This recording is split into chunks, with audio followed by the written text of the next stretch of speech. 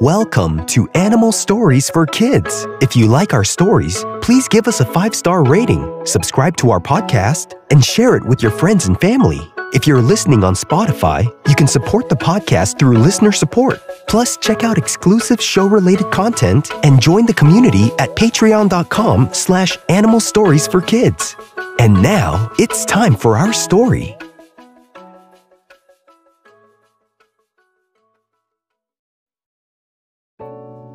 Once upon a time, there was an anaconda named Dima.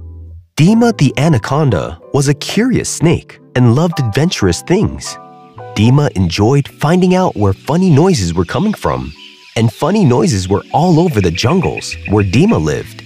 If there was a sound in the jungle that was new to Dima, he would go and search to find out what it was and where it was coming from, even if it meant it would be a little dangerous and a little scary. Dima the anaconda just had to find out. One day, as Dima was hanging out on a tree, enjoying the little bit of sun that would sneak through all the leaves and branches of the jungle, he heard a sound coming from a distance. It was a sound that was familiar but was strange. Dima said to himself, "I know that sound, but what could it be? It sounds like an animal crying out for help." He moved closer to the ground to feel the vibrations, to hear better. "It sounds like 2 animals," Dima said. "Wait, 3 animals," Dima said. "But they're all different animals." So Dima the anaconda started moving towards the sound, curious as can be, and excited as ever because it was another adventure to find out what the sound was. Dima climbed up a tree and crossed over to another tree by stretching himself and grabbing onto a branch and pulling himself up and over to another tree. And Dima the anaconda kept getting closer to the sound he heard. But then he stopped. He heard another sound. He heard this other sound before too. "Humans," Dima said to himself. Dima has seen humans before, and he had some interesting encounters with them in the past. Some humans were kind and were observing the jungles and the animals. Dima knew these kinds of humans were curious and adventurous as he was, because they would look all around the jungle to find something, and then after they checked it out, they would leave it back in the jungle and go away. But some other humans were not so nice. Dima remembers a few times he saw some humans who wanted to capture animals from the jungle. Poachers. Dima remembers seeing some of these poacher humans trapping other animals and taking them away. On this particular day, Dima stopped to see what kind of humans were in the jungle. So Dima waited, and he heard the humans talking to each other. Some of them had weapons and bags. The humans were walking somewhere, and Dima wanted to see where they were going, so he followed them. And Dima followed them to their camp. And at the camp, Dima saw 3 animals caught in cages. He saw a tapir, a wild boar, and a capybara. These were the sounds Dima the anaconda heard earlier. They were all in their own cage, in the middle of the poacher's camp. When the 3 animals saw Dima the anaconda, they said to him, "Hey Dima, can you help us? I know usually, if it were another situation, we would be afraid of you because you would want to eat us. But we're hoping you're not hungry right now, and we're kind of desperate. You see, these humans caught us, and we don't know what they're going to do." Dima was always into adventures, but this one was the biggest adventure he had yet. Not only was it dangerous and scary, there were other animals in trouble, and they were looking to him to save them. What a day. What a situation. What an adventure, Dima said to himself. The poachers were eating a meal, and some of them couldn't finish their food because they were full and tired from a long day. So they put their food down on a table next to them and sat on some chairs. And as the poachers sat on their chairs and set their weapons down next to them too, and dozed off to sleep around the cages, Dima wandered around the camp to see how he could help the animals who were in the cages. The tapir said to Dima the anaconda, "Hey Dima, maybe you can push on our cages and it can all fall over and break open the doors." The wild boar said, "Or maybe you can hold on to our cages and stretch up to a branch, lift us up in the air and drop the cage and it can break it open." Then the capybara said, Or maybe you can use the tip of your tail to lift the latches on our cages to let us free." Dima the anaconda said to the animals, "You're right. If I were hungry right now, I would probably want to eat all of you. But I think this is more important than me eating right now. So we'll cross that bridge if we ever get there in the future. But for now, I think if I push the cages and the doors break open, you all might get hurt. And if I drop your cages from way up in the air, you will all definitely get hurt. And if I try to get close to your cages to open the latches, the others will try to capture me too." This was an interesting situation, and Dima the anaconda kept thinking about different ideas on how to free the animals. He kept wandering around the campsite, but his body was so long that even though Dima's head was on one side of the poacher's tent, his tail was on the other side, still catching up with the whole body as it slithered on the ground. And this gave Dima an idea.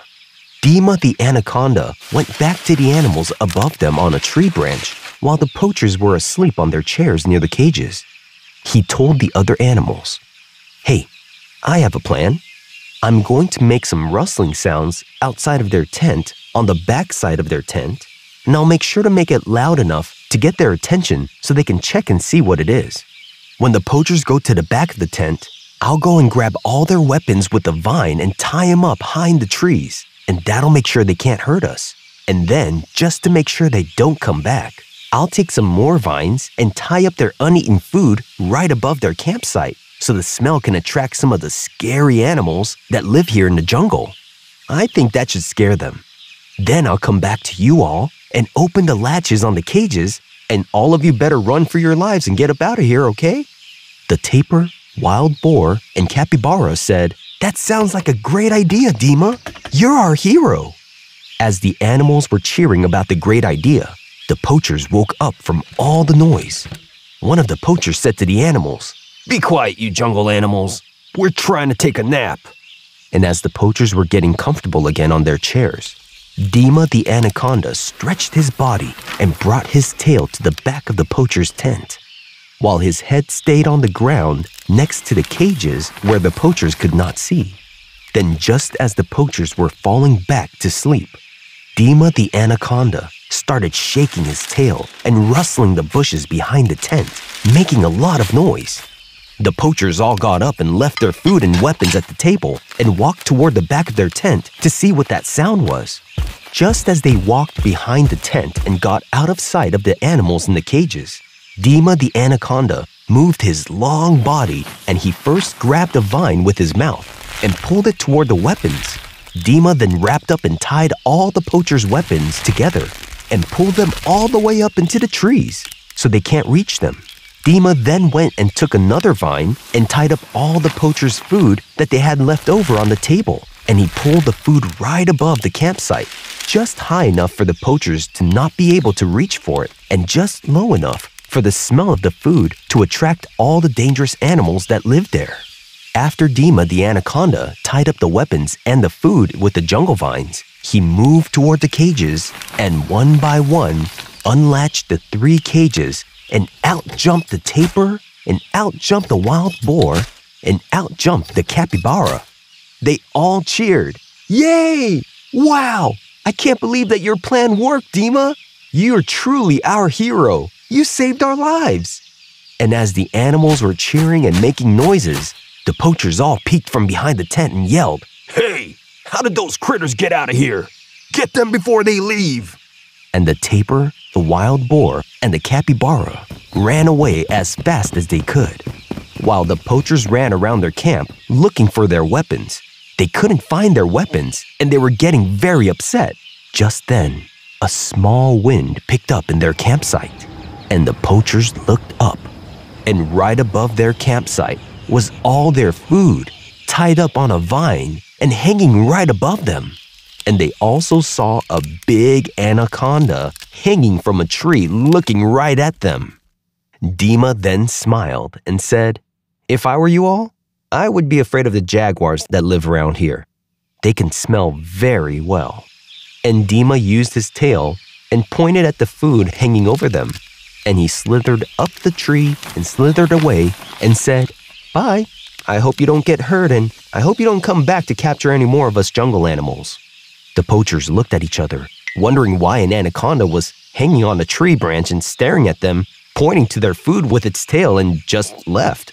And then they heard some rustling in the thick trees next to their tent, and they heard some low growls. And then they heard some steps coming toward them.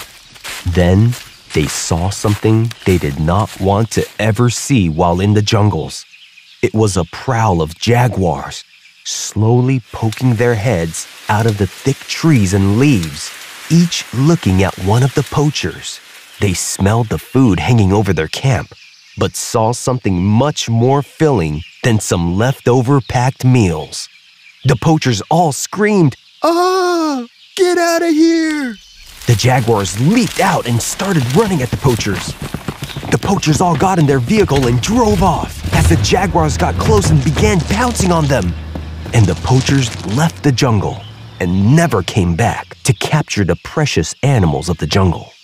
And as Dima the anaconda watched everything from a tree high up in the jungle, he said to himself, "This has got to be the greatest adventure I have ever had. I was scared and it was pretty dangerous, but in the end, I was able to save the lives of 3 jungle animals and chase some poachers out of the jungle.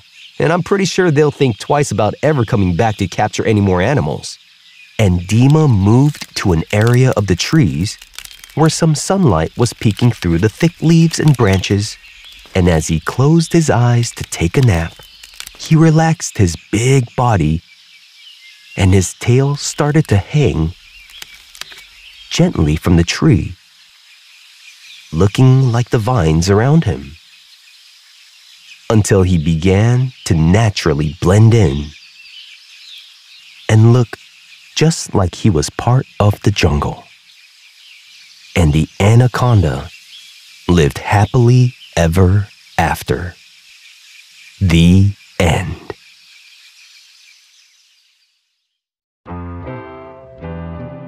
The anacondas, or water boas, are a group of large snakes and typically found in South America. The green anaconda is the largest snake in the world by weight and second in place of longest snake after the reticulated python. The anaconda lives in tropical rivers and swamps in South America and in hot and humid regions.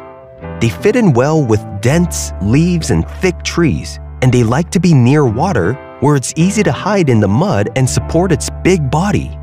The anacondas rest in the sun along the banks of rivers and on tree branches that are over the water so snakes can quickly drop in the water if they need it. An anaconda's diet consists of wild pigs, deer, birds, capybaras, turtles, caimans, and even jaguars. Like all boas, anacondas don't lay eggs. Instead, they give birth to live young, and the young are attached to a yolk sac and surrounded by a clear membrane, not really a shell, as they develop in their mother's body. They are a carnivorous reptile. Anacondas live up to 10 years and can grow from 20 to 30 feet long, and they can weigh up to 500 pounds. The average anaconda can be as long as a bus. The different types of anaconda are green anaconda, yellow anaconda, Bolivian anaconda, and dark spotted anaconda. Anacondas live in tropical rivers and swamps, and even rainforests and grasslands. They love the heat and humidity, and they love dense, thick leaves and trees. Anacondas are mostly active early evening and at night. Their large size makes it a challenge to move on land, but they move very well in the water. Anacondas are solitary snakes, which means they live on their own most of the time. They can adapt very well in grasslands and even in the mud. Anacondas, like all boas, are non-venomous, but they are powerful constrictors. They typically hunt in the darkness where murky waters and mud are, so they can use their coloring as camouflage, waiting for their prey to come. When they attack their prey, they constrict them and they restrain their prey with their teeth. Anacondas swallow their prey whole after they constrict it, and their jaw ligaments are unfused, which allows them to open wide so they can swallow their prey whole. Their stretchy skin allows the body to change shape to make room for different sizes of animals they can eat. Have you ever seen a real-life anaconda before? If you have, where did you see it? If you want to write to us, ask your parent to email us at animalstoriesforkids@gmail.com and tell us what you think of our stories. We would love to hear from you. Thanks for listening to Animal Stories for Kids. If you like our stories, please give us a 5-star rating, subscribe to our podcast, and share it with your friends and family. If you're listening on Spotify, you can support the podcast through listener support. Plus, check out exclusive show-related content and join the community at patreon.com/animalstoriesforkids. Until next time, bye!